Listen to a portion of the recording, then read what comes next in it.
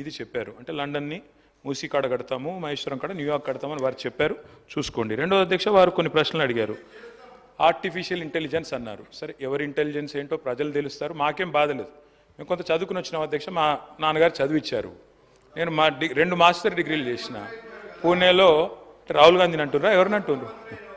సరే, పూణేలో నేను మాస్టర్స్ చేసిన బయోటెక్నాలజీలో. తర్వాత న్యూయార్క్ ఎంబీఏ చదువుకున్నా. అంతో ఇంత చదువుకున్నా, ఉద్యోగం చేసిన. గుంటూరులో కూడా ఇంటర్మీడియట్ చదువుకున్నా. సరే, నేను అంతటా చదివినా.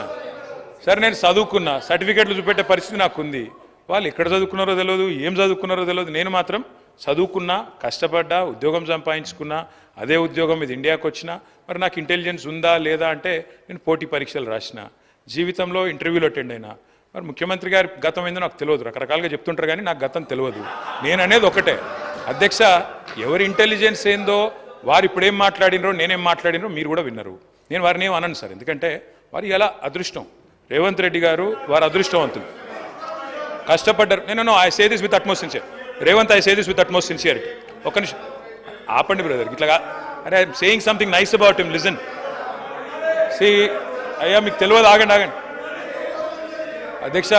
నాకు రేవంత్ రెడ్డి గారు దాదాపుగా 20 ఏళ్ళ నుంచి తెలుసు, ఒక 18 ఏళ్ళ నుంచి తెలుసు. 2006-07 నుంచి, అంతకంటే ముందు నుంచి కూడా తెలుసు. పరిచయం, మిత్రుడు. మేము కలిసి ఇదే హౌస్లో శాసనసభ్యులుగా కూడా ఉన్నాం. చాలాసార్లు బయట కూడా మాట్లాడుకున్నాం, చాలా సందర్భాల్లో కలిసి మాట్లాడుకున్నాం, ఫ్రెండ్లీగానే ఉండేటోళ్ళం. సరే, లాస్ట్ 10 ఇయర్స్లో చెడింది అది వేరే విషయం అనుకోండి అధ్యక్ష. I wish my friend luck, ఎందుకంటే చిన్న వయసులో మీరు సీఎం అయిన రేవంత్. ఐ కంగ్రాచులేట్ యూ, ఎందుకంటే కష్టపడ్డారు, దక్కా మొక్కిలు తిని మొత్తానికి. తప్పే ఉంది బ్రదర్, ఆయనకు లేని అభ్యంతరం మీకెందుకు? సరే, రేవంత్ రెడ్డి గారు అరే కుసో స్వామి, ఎందుకు దీనికి?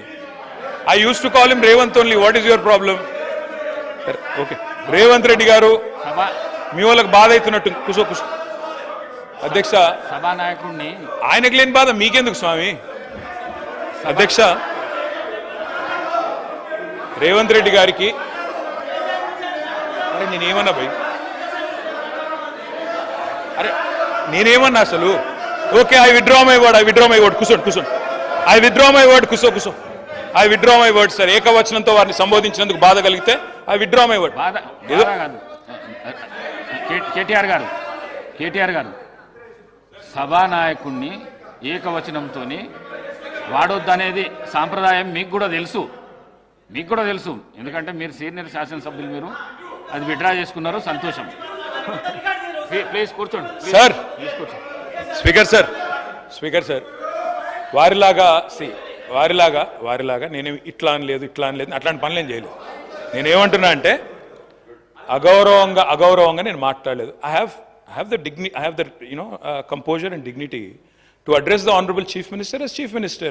He was a friend. So ఒకసారి ఏదో పొరపాటున నోరు జారి రేవంత్ అన్నాను, దానికి మీకు బాధ అయితే నేను విత్డ్రా చేసుకుంటున్నా అని చెప్తాను. Okay, right. ఇక వారు కొన్ని ప్రశ్నలు అడిగారు అధ్యక్ష, వారికి నేను చెప్పాలి అధ్యక్ష. వారు అన్నారు, మరి నేను ఇట్లా చేయాలనుకుంటున్నాను, ల్యాండ్ ఎక్విజిషన్, తర్వాత అక్కడ హెల్త్, టూరిజం, స్పోర్ట్స్, స్కిల్స్, ఇంకా చాలా చెప్పారు. I welcome it sir, we welcome it. South Telangana, south of Hyderabad should be developed. My friend has been fighting for it, Akbar Owaisi sahab. Pahadi शरीफ के पास, मामडीपल्ली के पास भी अपना एक इरादा था, एक मंशा था कि वहाँ पे भी IT पार्क बनाए. मैं रिक्वेस्ट करना चाहता हूँ चीफ मिनिस्टर साहब से, आप पहाड़ी शरीफ पे भी करिए, जरूर करिए. अगर माहेश्वरम पे भी करिए, पहाड़ी शरीफ पे भी करिए. साहब, मैं एक और चीज़ भी कहना चाहता हूँ. और అన్నారు, రేపు సవిత గారు రావాలి, మీరు కూడా రండి, పార్టిసిపేట్ చేయండి. ప్రోటోకాల్ పాటిస్తే తప్పకుండా వస్తాం. ప్రోటోకాల్ పాటించండి, వారిని పిలవండి. మేము మీ దగ్గర కూడా వచ్చినాం సార్. ఓడిపోయిన వాళ్ళని తీసుకొచ్చి అక్కడ కూర్చోబెట్టి వేదిక మీద ఓడిపోయిన వాళ్ళు కింద మాత్రం పరాజితులు, వేదిక మీద విజేతలు కింద అంటే తప్పు సార్. అది ఈ హౌస్లో అందరికీ ఒకటే రకమైన మర్యాద ఉండాలి.